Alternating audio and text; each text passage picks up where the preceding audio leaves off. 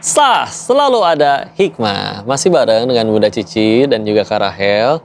Yang kau pengen tanya ini berarti karya-karyanya yang sudah jadi apa aja ya?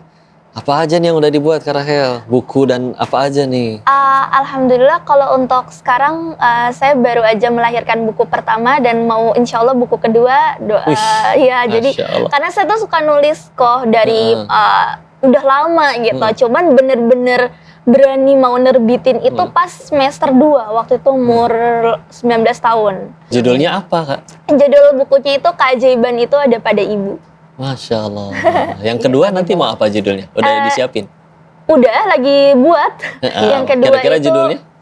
Judulnya ini sebenarnya agak dalam ya, kok saya juga nggak tahu. Gak apa-apa. 101 kiat membuka kebahagiaan. Karena saya merasa banyak orang-orang tuh yang ngeluh hidupnya nggak bahagia dengan berbagai ini. Padahal kan sebenarnya kebahagiaan itu apa sih yang mau kita cari ya gitu kan. Tuh mantep ya, Masya Allah. Izin nanya ya Kak, itu nulisnya apa diketikin? Enggak, didiktein terus sendiri. diketikin? Diketik sendiri kok. Jadi kita punya laptop, saya punya laptop di rumah. Jadi saya yang nulis, semuanya saya yang nulis gitu. Jadi pemikiran semua dari saya, terus apa namanya hasil tulisan semua ide dari saya gitu. A, B, C-nya. Ini nih. Jadi kalau kita itu orang-orang yang punya keterbatasan dalam penglihatan itu dia di laptopnya itu ada yang namanya screen reader. Jadi screen reader itu nanti yang akan membacakan. Polanya kayak Google Maps kan tunjuk arah ya. Nah kalau ini membacakan apa yang ada di teks. Bahkan bisa pakai teknologi kayak gitu, keren banget, Masya Allah. Terus iya tadi juga diizinkan kalau misalkan Bunda atau Kak Rahel ada yang mau ditanyakan, didiskusikan sambil kita ngobrol. Nah boleh nih kok nih. Boleh gimana? Ini relate banget ya. Tadi kan kita ngomongin kebahagiaan, ngomongin nggak boleh mengeluh gitu. Karena gini ya kok, saya tuh mau tanya. Sebenarnya dalam Islam tuh berkeluh kesah tuh gimana sih kok gitu? Apakah boleh atau gimana nih gitu hukumnya? Gitu. Yang kau yakini keluh kesah dan bahagia itu juga aslinya tergantung sudut pandang. Kalau misalkan emang dia bahagianya di duit, dia keluar duit sedekah itu bisa ngambek. Tapi ada orang yang sedekah dengan jumlah yang sama dia malah bersyukur karena dia ternyata dengan pengalaman hidupnya sadar, oh ini titipan, saya diciptain buat ibadah, ini baru jadi kebaikan buat saya buat setelah nanti kalau jadi bekal saya pulang ke hadapan Allah. Maka akhirnya daripada nggak sempat dipakai jadi pahala, meninggal ditanya, ternyata nggak sempat dipakai karena dipakai sama ahli waris, kan rugi. Nah, ketika akhirnya dia gunakan, di saat ada orang sedekah biasanya yang nerima yang makasih, ini bisa-bisa malah dia yang makasih ya udah mau nerima. Kita lihat ya, bahagianya tuh tergantung apa yang ada di hati. Makanya kadang kenapa kita kalah sama anak-anak? Coba lihat, anak-anak lebih mudah bahagia kan? Padahal uangnya banyakan kita, ilmunya banyakan kita. Kenapa mereka lebih mudah bahagia? Ternyata sederhana, di hati mereka soalnya nggak ada pesaing Allah. Kita makin gede, banyak pesaing. Oh gini ya rasanya punya duit. Oh gini ya rasanya punya popularitas. Padahal itu tanpa sadar jadi nyaingin Allah. Kayaknya saya percuma gaji segini kalau nggak viral kayak dia. Loh, kenapa jadi banyak syaratnya? Padahal kalau di hatinya sudah Allah doang, bahkan nggak nemu nanti alasan buat kecewa. Allahnya selalu baik kok.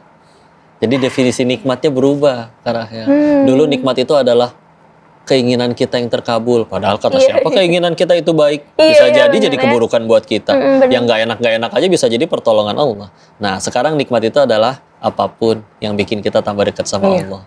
Kalau dengan kondisi ini bikin tambah banyak sujudnya, manfaat, bismillah. Bisa jadi akan ada harinya di mana nanti Kak Rahel dan Bunda yang bersyukur. Alhamdulillah kami yang diberikan kekhususan ini ya Allah. Daripada bisa ngelihat tapi malah naudzubillah ngelihat yang enggak.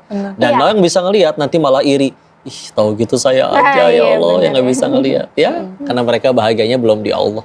Ya. Iya, ini saya pengalaman ya kok ya. Jadi saya tuh dulu namanya hidup kan kadang up and down ya.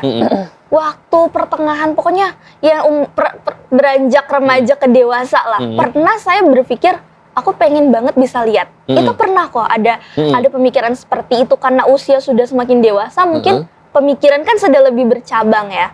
Nah, saya tuh waktu itu ya namanya kita kadang manusia akal kita ini terbatas banget ya. Artinya kita hanya berpikir kayaknya kalau bisa lihat nih enak nih. Waktu itu pikiran saya seperti itu.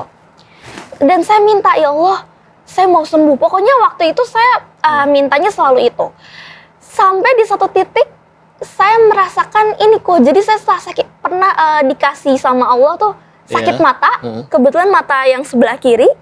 Dan ketika saya sakit mata, kok rasanya yang tadinya gelap tuh cahaya tuh jadi nembus banget ke sini. Akhirnya saya merasakan kok nggak enak ya rasanya ya.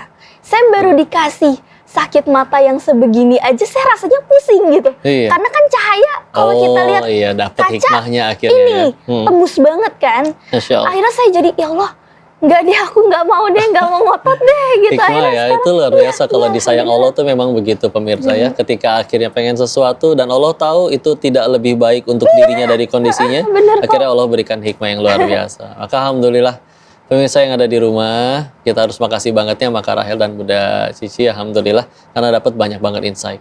Ingat, kadang kita menderita itu bukan karena nggak ada nikmatnya, tapi bisa jadi cuma karena nggak ada syukurnya. Betul. Syukurin kehidupannya, bismillah, Allah yang akan bahagiakan kita. Maka jangan kemana-mana, nanti kita jumpa lagi di episode selanjutnya, di episode Sah Selalu Ada Hikmah. Kasih ya Kak Rahel, Bunda, insya Allah.